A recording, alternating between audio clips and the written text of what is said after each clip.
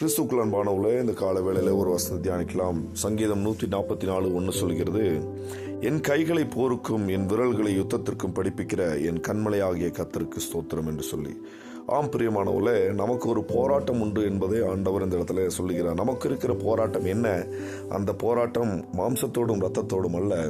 அல்லேலூயா. இந்த உலகத்தில் பிசாசோடும் பிசாசின் தந்திரங்களோடும் அல்லேலூயா நமக்கு யுத்தம் உண்டு என்று சொல்லப்பட்டிருக்குது. அப்படியாக நம்மை ஆண்டவர் இந்த போருக்கு, நமக்கு எதிராக வருகிற எல்லா விதமான போராட்டங்களுக்கும் நம்மை அல்லேலூயா படிப்பிக்கிற தேவனாய், யுத்தத்திற்கு படிப்பிக்கிற தேவனாய், போருக்கு அல்லேலூயா நம்ம விரல்களை ஆயத்தமாக்குற தேவனாய் நம்முடைய தேவன் இருக்கிறார் என்று சொல்லி. எப்படி ஆயத்தப்படுத்துகிறார்?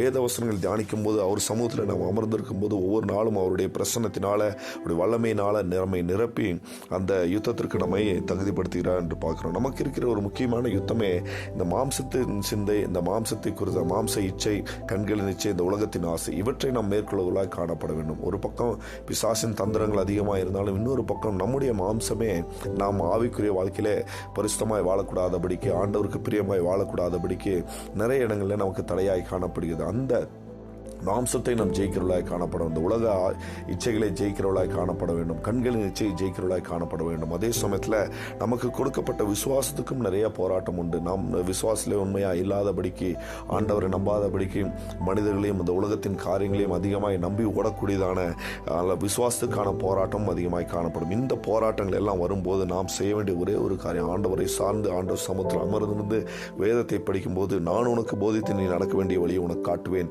உண்மையில் என் கண்ணை வைத்து உனக்கு ஆலோசனை சொல்லுவேன் என்று சொன்ன தேவன் தாமே அந்த போராட்டங்கள் எல்லாம் நம்மை விடுதலையாக்க அவர் வல்லமுள்ளவராக இருக்கிறார். எப்படி ஆண்டவராக இயேசு கிறிஸ்து இந்த உலகத்தில் வந்து பிசாசை ஜெயித்து எல்லாவற்றிலும் ஆண்டவருடைய பிரியமாய், பிதாவுக்கு பிரியமாய் ஜீவித்து அவர் பரத்துக்கு ஏறி அந்த சிங்காசனத்தில் வீற்றிருக்கிறாரோ, அதே போல நாமும் அவரை போல நாம் நடக்கும்போது, நாமும் இந்த உலகத்தில் நமக்கு எதிராக வருகிற எல்லா விதமான சோதனைகள், போராட்டங்களை ஜெயித்து ஆண்டவரோடு கூட சிங்காசனத்தில் அமர முடியும். நாம் செய்ய வேண்டியது ஒரே ஒரு காரியம் தான், ஆண்டவர் சமூகத்தில் நம்மை முற்றிலுமாக ஒப்பு கொடுக்க வேண்டும். இந்த வேதத்திற்கும் சத்தியத்திற்கும் அதிகமாக நேரத்தை செலவிடும் போது அவர் நம்மை பலப்படுத்துவார், நம்மை ஆயத்தப்படுத்துவார். என்ன விதமான போராட்டங்கள் வந்தாலும் அவற்றை ஜெயிக்க கிருபை தருவார். கர்த்தர் தாமே இந்த வார்த்தையை கொண்டு நம்மை ஆசீர்வதிப்பாராக. ஆமென். Praise the Lord.